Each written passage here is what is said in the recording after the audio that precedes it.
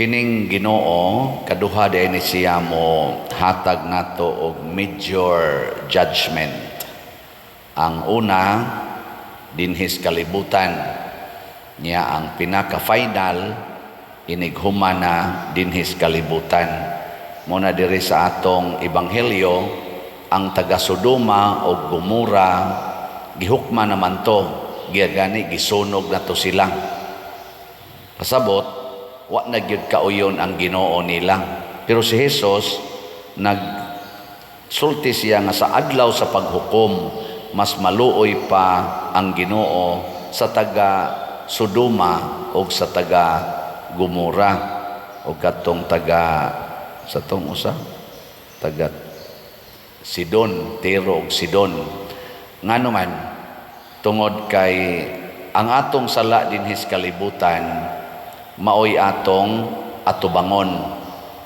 Kung magpakasa ta, doon na dayoy equivalent nga bunga ang sala nga tawgo nato usahay og silot sa atong kinabuhi. Kaya ang sala mubunga mangyod og kadautan. Mura man na agud ang sala og nagtawag ta ba sa punishment sa Ginoo. Sama anang mangurakot ka or mamabay ka or mamakak, ang imong giimbitar mao ang bunga ni anang maong mga sala. Nanglitan, korupsyon, mag-enrich ka sa imong kaugalingon, ang bunga ana hatred gikan sa mga taong naigo sa imong pangurakot. Moabot yung panahon mabulgar ka, tamayon ka o ikiha ka.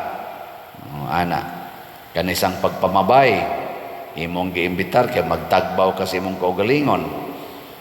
Imo na sang giimbitar ang kalagot sa Ginoo nga mahibaw ana, mabungkag imong pamilya, kasukan ka sa imong asawa, sa imong bana. Unya ang imong mga anak mokondinar nimo hangtod gyud ang mga tawo sad nga gitawag natog naigo sa imong gibuhat mo kondinar ug mao na ang gitawag og silot dinhis kalibutan.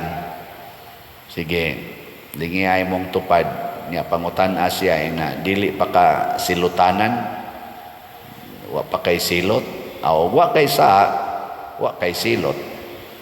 Pero bisan pa man dinhis kalibutan nakasala ta, nya gisilutan na tag maayos Ginoo.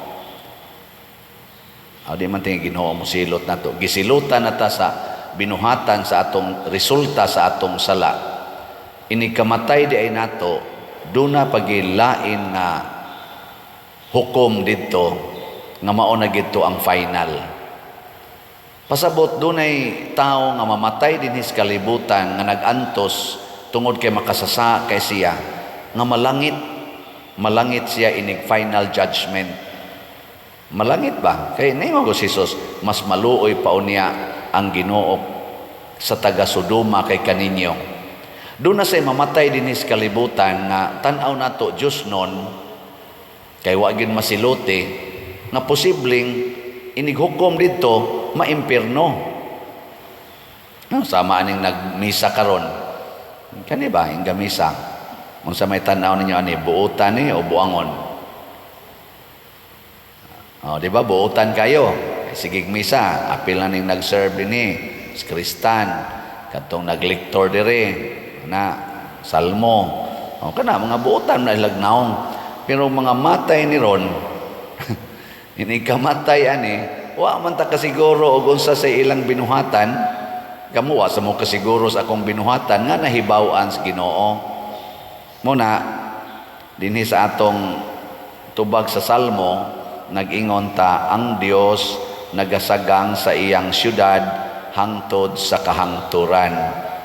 Pasabot ang nagmonitor di ay nato nga mao ang syudad sa Ginoo, ang Ginoo mismo. Iya tang gimonitor unsaon nimo pagsagang ug wa ka magmonitor. Mao na mahibaw gid siya unsay atong kahimtang.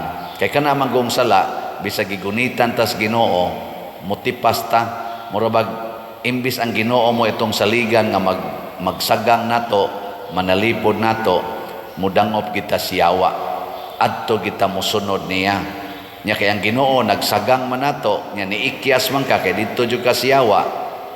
Inig hukom sa Ginoo katong final judgment nga wala na tay time to repent ba. Wa na tay higayon sa pagpangayog pasaylo, mautoy mas kuyaw. So kung ikaw karon daghan kag ay kabalaka, dangop sa mahal nga birhen, pagrosaryo, dangop sa mga sakramento, pangumpisal, dangop sa ubang pang sakramento sama sa Eucharistia. Ang mga sakramentong wa nimo dawata na, samtang wap ka mamatay, nga wap mo abot ang ikaduhang hukom. Tingali magantos na juga karon, nainaingon ako, Pader, nasakit nako, cancer. Niya ang advice sa nag-healing namo, pakumpisalon mi, hinaot unta maayo ning akong sakit. Niya ako deng tubagon, hinaot untang mamatay na gyud ka ana. Ngano mangandoy magagkayuhan sa imong sakit, nga lawas non ramana, kanang imong pagpangumpisal, human ka nakasa og dagko kayo, kana mo'y pinakanindot nga okasyon nga makaingon ka, praise the Lord, kay bisag masakiton ko tungod sa akong sala, limpyo nako kay gipasaylo ko sa Ginoo. Mao nay nindot kaayo nga atong barugan aron kadtong ikaduhang judgment.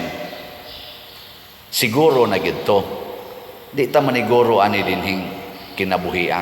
Anyway, kaning atong sala mapapas ra man kay ang Ginoo lagi mo ginagmahal nato, nagsagang nato.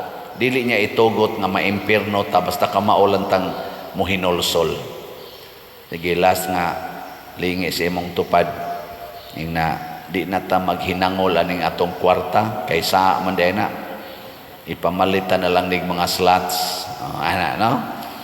Kinahanglan gina kayo kay so sige kag tigom, sige pa jud kag kasuko anang nangutang nimo, sige pa jud kag pangaway anang imong silingan kay naglinapasay namo anang mga utlanan tungod anang kwarta, sige pagitag gubat, sige sinawayay kay padung na sad ta magpreparar sa eleksyon. Pastilag mga matay ta anytime. Kuyawa sa judgment dito magbaon tag sala. Ato na lang ning hinulsulan aron magbaon tag kabuutan ngadto sa Ginoo.